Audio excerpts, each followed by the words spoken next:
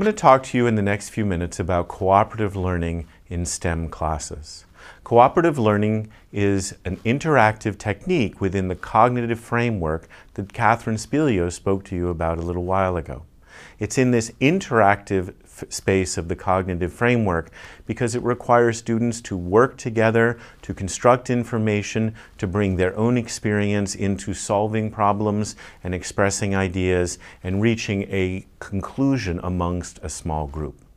Cooperative learning has been implemented in many kinds of STEM classrooms, from large lecture halls to small classrooms, and it's also been implemented in various kinds of groupings. Cooperative learning has been implemented in informal groups, but there are also formal groups that maintain their structures throughout the semester, or base groups and other approaches. You'll hear a little bit more about formal groups and base groups in the next MOOC with Rick Campa. Today I'm going to talk to you about informal groups and how to use informal cooperative learning in your active classroom.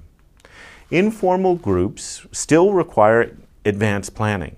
You have to link the kinds of learning goals and objectives that you have for your class to the activities that you want these informal groups to do.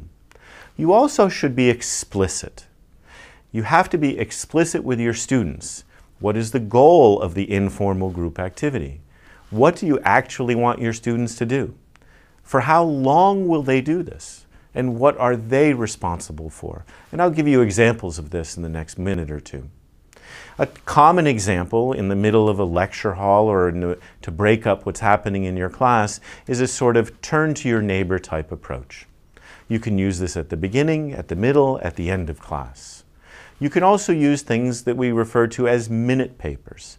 These are short pieces of text on a note card, a torn piece out of somebody's notebook, or even on their laptop in response to a question. These kinds of activities can be done in informal groups where the turn to the neighbor or the person behind you or things like that define the space of this interactive learning.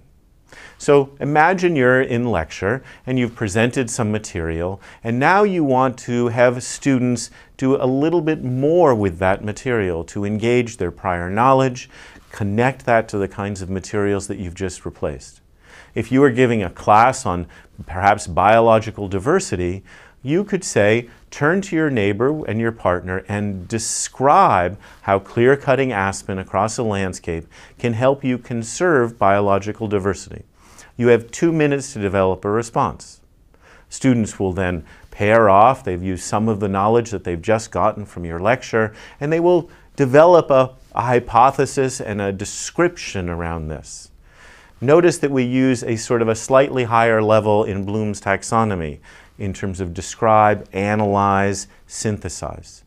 So another example that I've used on occasion are turn to your neighbor again. You are developing a measurement system to detect potholes. Turn to your neighbor and define the minimum characteristics of the system. Now your students have to turn to each other and say, okay, well, I want it to measure depth or this or that. What are the minimum characteristics? Kind of a short design problem. Or you are designing an experiment to measure the change in cellular activity on application of a small molecule that inhibits membrane translocation. Turn to your neighbor and go ahead and design that experiment. You might also, in informal group settings, have individuals respond to a multiple choice question that you pose, right? And then have them, we're in a small group, develop a consensus opinion around that. It's very similar in some regards to peer instruction, but it's a little bit less formal in its mechanism. We still always want students to be able to articulate their own thoughts, and then within that group, defend and refine them and work together towards a larger goal. In different implementations of informal groups in cooperative learning, the idea is to frequently use it to break up the lecturing that you do in class. So you could design 2 or 3 time periods in your course every 10 or 12 minutes where you have a turn to your neighbor or a minute paper or an short activity that you could design. It's very effective because in your lecture notes and in the way you construct the instructional approach in your class, you have ideas as you go where you want students to sort of bring it to the next level, to go beyond and be able to construct, synthesize, describe, and predict. And so you use those words that we come from Bloom's taxonomy to think about how you want to frame that short activity. And if you do this short activity on a regular basis, the students become familiar with it. They know what to do. You'd be surprised how quickly you say, turn to your neighbor and they do it, and have that interesting informal discussion. Another place you might use informal cooperative learning is at the end of class. What were the most important points for you? And have them talk to each other about that.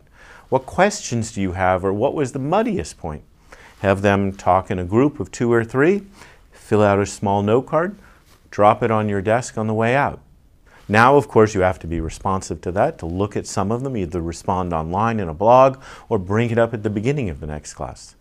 This is, again, a way of engaging your audience in higher level learning and then respecting and valuing their activities when they do that. You could discuss with a partner which points were useful, meaningful, or interesting.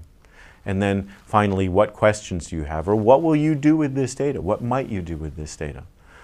All of those are examples of using informal, cooperative learning in classrooms.